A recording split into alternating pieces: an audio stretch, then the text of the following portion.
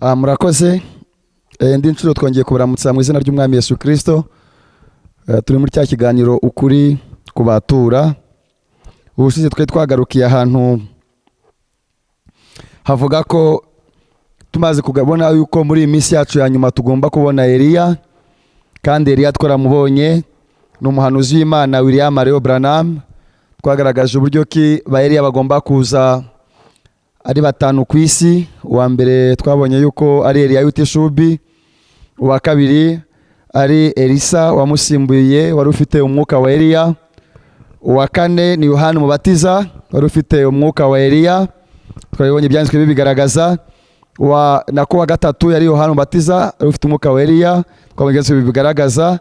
Uwa gatanu rero nako wa kane twabonye yuko ari William Marion Branham ugomba kuza muri iminsi yacu ya nyuma, nkuko muri Maraki habitubwiye, akagarura imitima y'abana kuyabasa.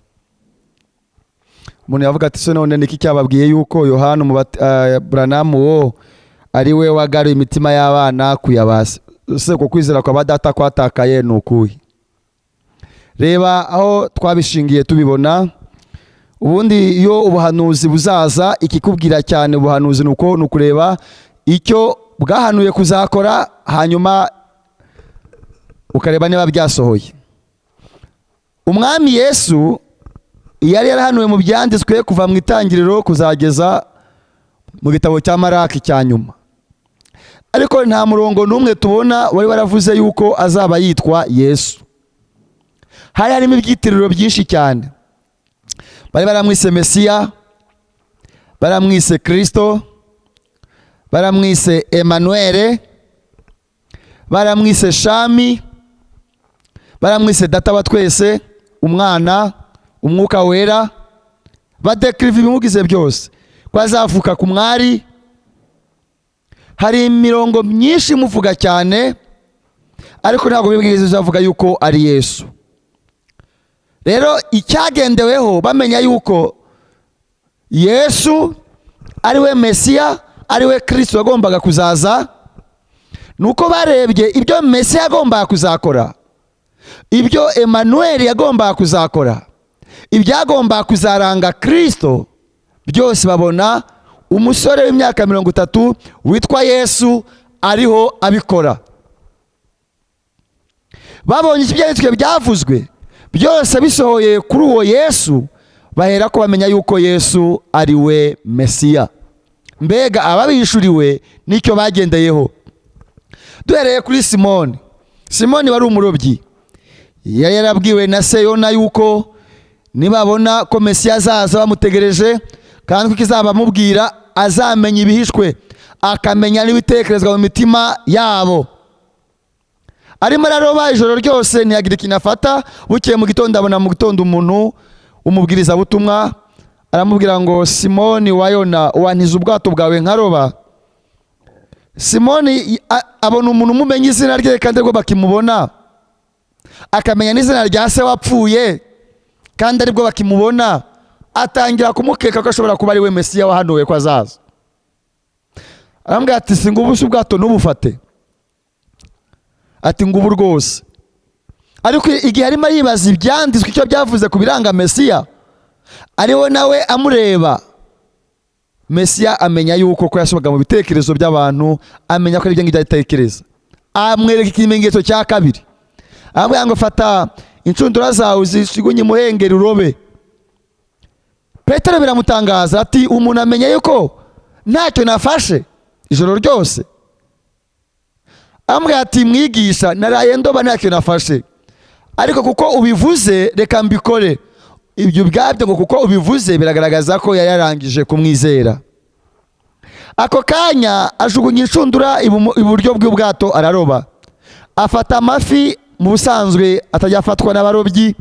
Ubwayo yagaragazaga ko ari igitangaza kibaye, kuko inshundura zashatse gucika, kandi abarobye ku manywa bitabaho, ubundi baroba nijoro. Ako kanya abona confirmation, igihamya cy'uko uhagaze imbere we ari wa wundi wari warahanuwe ko azaza. Nibwo yavuze ati vaho ndi mwigisha, oya vaho ndi mwami, kuko ndi umunyabyaha. Ntago wapfa kwita umwigisha wese umwami, kugira ngo bamwite umwami, ni uko yararangije kuhamirizwa neza ko iki byanditswe bivuga cyasohoye kuri uwo muntu. Yesu amenye ko amumenye, aravuga ngo Simoni wa Yona, ntuzongera kuba umurobyi w'amafi ukundi, nkugize kuba umurobyi w'abantu. Bivuze ngo yari agiye kujya amuhamiriza cyangwa amuhishurira abandi bantu, bagahita bakira, akaroba abantu abarobesheje kubahamiriza ko Kristo ari we Yesu. Murumuna wa Petero wari uhari witwa Filipo abibonye, yari afite inshuti ye magara yitwa Andreya, yirukanka kujya kubibwira yuko Kristo bamubonye. Hari ibirometero byinshi, 240 kumanuza tubwira. Arirukanka agerayo, aramubwira ati twabonye Kristo, bisobanuye Mesiya. Undi aramubwira ati se mwamukuye he? Ati nuwahe? Ati ni Yesu w'i Nazareti. Mbega iryo zina ryari ritangaje, nkuko kuvuga ngo Branham ni we Eliya, bisa naho bitangaje. Aravuga ati se Yesu w'i Nazareti, i Nazareti ari ikintu kizima cyahava? Undi amuha igisubizo cyiza cyane, aramubwira ati we kunegura uri kure, ngwino mu materaniro, ngwino iwacu, ngwino ujya kumwiyumvira. Ako kanya arakaraba baraza. Yesu Kristo ari mu materaniro, ababonye batungutse kwirya, amenya ikibagenza ko yari Imana yambaye umubiri. Aravuga ngo nguyu Umwisirayeli ufite umutima utari mu buriganya. Aravuga ngo mwigisha, umutima wanjye wabwiwe niki? Ko yashaka kumurambagiza ngo amenye ko ari we Mesiya koko. Aravuga ngo nukuri imbere yuko Filipo akugeraho, ubwo bari munsi y'igiti, yarasengagaho munsi y'igiti. Ati nakurebaga. Kuri Filipo nako kuri Andreya, ibyo byari bihagije kumenya yuko wari Mesiya, kuko niwe umenya ibishwe. Aramubwira ngo Rabi, uri umwami w'Abisirayeli. Undi aravuga ati wizeye ubonye ibyo, nkurikira uzabona n'ibindi. Ibi byose ndabikubwira ngo nkwereke yuko kugira ngo umenye yuko wavuzwe ari uwo nguwo, ni ukureba ibiranga uwavuzwe, hano uzaza, ibizamuranga, ibyo azakora. Iyo ubonye undi muntu aje abikoze, nibwo umenya ko wundi wavuzwe ari uwo. Uwa gatatu wamumenye ni Umusamariya ku iriba, ajya kuvoma. Umusamariya yikoreye amazi. Yesu kuko yari azi neza ko uwo Musamariya afite imbuto y'Imana, yaramutegereje. Arangiza aramubwira ati, afungura ikiganiro n'uwo Musamariya, aramubwira ati mpa amazi yo kunywa. Undi ati se ko uri Umuyuda nka Umusamariya, nutunsaba amazi? Mwami Yesu aramubwira ati nyamara umenye ugusabye amazi uwo ari we, wajyaga kuyamuha n'akaguha amazi y'ubugingo. Undi ati mbonye ishyano, wowe uri umuntu kutanga amazi y'ubugingo, na Yakobo wadufukurira iriba, ko atari atanga ubugingo, wowe utanga amazi y'ubugingo ute?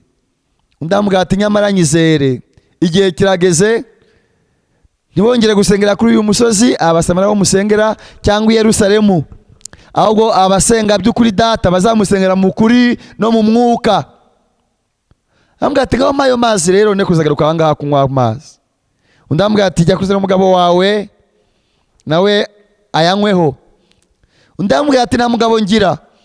Yesu aramubwira ati nibyo ko kuvuza ukuri, wahuye n'abagabo 5, n'uwa gatandatu wasize mu rugo iwawe, nawe si uwawe.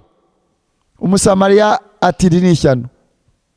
Yesu witwa, aramubwira ati Mesiya witwa Kristo, ko ari uzamenya ibishwe nk'ibi, wowe ubimenye urinde? Ndavuga ati n'igihe muvugana, ajugunye ikibindi hasi, ajya guhamiriza mu murwa w'Abasamariya ngo baze barebe ko Mesiya bamubonye. Mbega muri makeya, ibyarangaga Mesiya babibonye kuri Yesu, bamenya ko Yesu ari we Mesiya, bamenya ko Yesu ari we Emmanuel, bamenya ko Yesu ari we Kristo, nuko bamwizeye. Yohana Umubatiza, se nyina yamwise Yohana Umubatiza, ariko ibyanditswe byaramwise Eliya. Icyatumye abantu bamenya ko Yohana ari we Eliya, nuko ibyo Eliya agomba kuzakora, kuzabanziriza Mesiya, kuzabanziriza Kristo, ndetse akamuhamiriza akamwereka Abisirayeli nibyo Eliya agomba kuzakora. Babona Yohana arabikoze, ako kanya bamenya yuko Yohana ari we Eliya wahanuwe yuko azaza. Haleluya. Natwe rero muri iyi minsi yacu ya nyuma dusezeranijwe Eliya ugomba kugarura imitima y'abana kuyabase. Icyatumye tumenya ko Branham ari we Eliya nuko ari we wakoze ibyo Eliya yagombaga kuzakora. Amen. Tugendeye kuko abandi bose bagendaga bakirishurirwa, natwe nuko twabishuriwe. Branham niwe muntu wa mbere wenyine wagaruye kwizera kwa ba data, yongera kubwiriza nk'uko intumwa zibwiriza, yongera gusubiza ibintu ku ijambo ry'Imana nk'uko byahoze. Mbere yuko twizera ubutumwa bwe twahoze mu madini dusenga, twiriza, dushaka Imana, ariko dusoma Bibiliya, ariko tutayizi, tutayumva. Ariko umuhanuzi aje yongera kudusubiza ku rufatiro rw'intumwa. Haleluya. Izina ry'Uwiteka rihabwa icyubahiro. Uwo muhanuzi Branham hari ibintu bibiri bikomeye twagendeyeho bigaragaza yuko ari we Eliya wahanuwe ko azaza. Icya mbere nuko yatugaruye ku ijambo ry'Imana. Ntabwo yubatse idini. Tuzi abakozi b'Imana bakomeye bagiye babaho, nakwirirwa ndondora nawe urabazi. Nubwo bagiye bavaho, ariko basigaga amadini akomeye, basigaga amaorganizasiyo akomeye ku isi, anyeganyeje isi, ku buryo abantu bose bajya muri ayo maorganizasiyo yabo, bajya muri iryo dini ryabo. Ariko Branham nta dini yigeze yubaka. Agasengero yasize Jeffersonville kagizwe n'abantu nka 300, ariko nyamara ku isi hose huzuye abizera b'ubwo butumwa, ariko batabarizwa mu idini rye, batabarizwa muri Branham Tabernacle, batabarizwa mu itorero rye, nk'ikimenyetso cy'uko atigeze yubaka idini riduhuza nawe. Ntabwo ari umurage w'umuryango we yaje kubaka. Yubatse ubumwe, ubusabane bw'abantu n'Imana. Mbega icyo yashaka kuvuga, yagaruye abantu ku ijambo ry'Imana. Ntabwo yizanye ku bantu, ahubwo yabajyanye ku ijambo ry'Imana. Haleluya. Nk'uko Eliya wa mbere yasanye ibicaniro, nawe asana ibicaniro. Ababwiriza butumwa bishe bya bicaniro abantu babwirizaga ijambo ry'Imana barigisha, arigarura we aryubwiriza nk'uko riri. Nibwo twamenye umubatizo nyawo ari we. Twese twarabatijwe mu butatu butagatifu. Ari nta muntu n'umwe muri Bibiliya batijwe atyo. Ari ubuyobe bwazanywe n'amadini, bwazanywe na Kiliziya.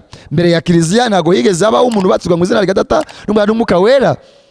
Uwo mubatizo wazanywe na Kiliziya. N'amatorero y'abaprotestant agiye asohoka kubera umucyo muto wagendaga abona, ariko icyo kinyoma barakigumana. Ariko muri Bibiliya nta muntu n'umwe kwizera kwa ba data kw'intumwa bose babatizwa mu izina ry'Umwami Yesu Kristo. Otadiswar mu gihe cyane mugoroba, ubwo twagombaga kubona umuhanuzi ugarura kwizera kwa bana kuko abase, nibwo tugiye dusubiza kuri wa mubatizo wa Petero, wa mubatizo wa Paulo, wa mubatizo wa Filipo.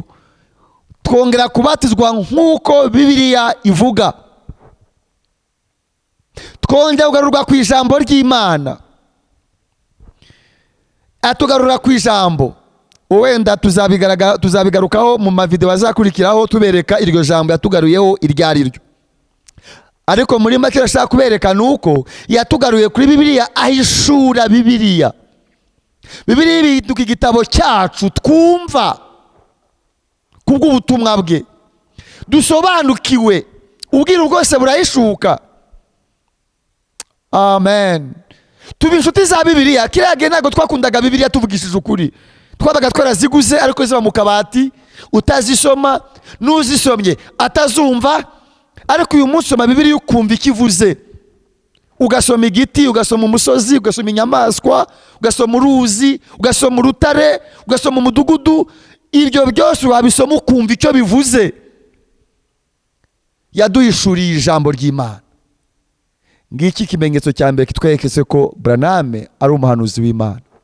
Na bwa bwiru buri mu byahishuwe abantu batamenye byose arabihishura, azana umucyo kuri Bibiliya. Ngiki kintu gikomeye cyane cyatweretse yuko William Marion Branham ari umuhanuzi w'Imana. Icya kabiri ni ibimenyetso bidasanzwe byaranze umurimo we. Mu murimo w'umuhanuzi harimo abapfuye bazutse inshuro 5. Abantu bapfuye bazutse inshuro 5. Mu gihe cya Yesu abapfuye bazutse n'inshuro 3. Muri iyi minsi yacu ya nyuma abapfuye bazuka muri minisiteri y'umuhanuzi inshuro 5. Za kansa zakize, impumyi zahumutse, ibimuga byagiye, ni ibintu bitatangaje byabayeho. Ibyo ngibyo bajya kuri social medias barabizi byose. N'abamuhakana bahakana inyigisho ze ko zisenya ayo madini yabo bubatse, ariko ibyo ntibabihakana. Abamarayika bazaga mu murimo we arimo arabwiriza, bafata amafoto, bagafata amafoto y'abamarayika. Abizera ubutumwa bwe barabizi. N'abandi muzagende mu bizera ubutumwa bwe muzasanga amafoto y'amarayika. Abamarayika bagafatwa amafoto bahamiriza umurimo we. Habeho kuremwa kw'ibintu, hakavuga ibintu bikaremwa. Imbaraga zidasanzwe zakurikiye umurimo we, nk'uko zakurikiye Mose, nk'uko zakurikiye Eliya. Ibyo bintu bibiri bikomeye, ikimenyetso ndetse n'ijwi ryacyo, byaduhamiriza yuko William Marion Branham ari umuhanuzi w'Uwiteka, ari we Eliya wavuzwe yuko azaza. Kuko yagomba kugarura kwizera kw'abana ku kwizera kwa base, akatugarura ku ijambo ry'Imana, akatugarura kuri Bibiliya. Ibyo yarabikoze, ibyo yarabyujuje. Niyo mpamvu uyu munsi hariho itorero rya Bibiliya, itorero jambo. Umwuka w'Imana ariho ategura kubera ubwo butumwa bwabonetse. Uyu munsi hariho umugeni wa Yesu Kristo utegurwa n'ijambo, utegurwa n'ubwo butumwa, ku buryo ubutumwa n'ubwoko bwabaye ikintu kimwe. Hariho ubutumwa butayobowe na paruwasi, habaye ritayobowe na hedikota, riyobowe n'umwuka w'Imana muri ubwo butumwa. Haleluya! Izina ry'Uwiteka rihabwa icyubahiro. Imana yacu ni nziza, yatekereje ku buzima bwawe, itekereza ku buzima bwanjye, irangije itwoherereza umuhanuzi, itwoherereza ubutumwa. Izina rye rihabwa icyubahiro. Ubwo butumwa burahari, bwarabonetse, n'intumwa yabwo William Marion Branham. Buri ku mabande, buri mu bitabo by'amabroshire, buramamazwa hirya hino. Bufite abavuga butumwa babwakiriye, babwizeye, bahamagariwe kubwamamaza nk'ibi dukora. Ukwiye kubihagurukira, kubikurikirana, kubishaka, ubugingo bwawe bugakira. Biravuga ngo muzamenye ukuri, kandi ukuri niko kuzaba batura. Muri video izakurikiriye tuzabereka neza noneho inyigisho yatugaruyeho ya Bibiliya. Umenye neza umbatizo w'intumwa wari uwo, umenye ukwizera kw'intumwa uko kwariko, bidutere twese gukorera Imana twuzuye. William Marion Branham niwe wenyine batweretse yuko Imana yacu ari imwe rukumbi, atari imana nyinshi. Tuzabibona muri video izakurikira. Murakoze cyane. Imana ibahe umugisha. Ni ikiganiro cyitwa ukuri kubatura. Imana ibahe umugisha.